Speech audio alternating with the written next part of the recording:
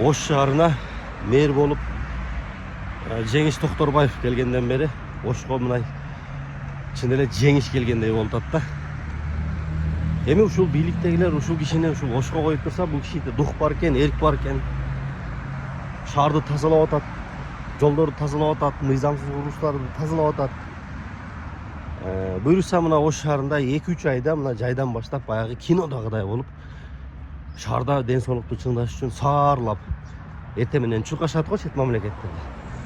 Мына ушундай болуп чуркасаңыздар болот да. Тротуарлар ачылып, мына чоң кенен жолдорубуз бар экен.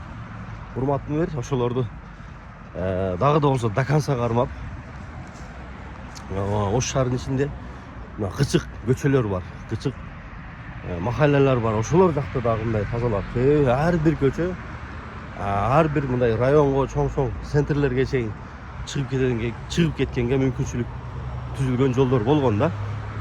Барып эле кишинер азыр бир машина арам ката турган болуп калган. Ошол. Анан дагы бир урматтуу мэр бир өтүнүч. Ар бир районго, ар бир көчөгө, жолдун боюна бир багындай мусорный ящиктерди койдурсаңыз кичинекейчи. Мына жүргөн адамдар үчүн. Себеби мусорный ящик жок. Жолдун четтеринде мусорлар өтө көп, аябай көп. Өзүңүз дагы мындай көчөгө чыгып мындай байкасаңыз, мисалы Черемушкада тротуарлар менен бассаңыз, бир мусорный ящик жок. Кичинекей мусорный ящиктерди жок эле дегенде ар бир 500 метрден кылып орноттуруп берсеңиз, жол баскан тургундар жолго мусор таштабай ошого таштайт эле да.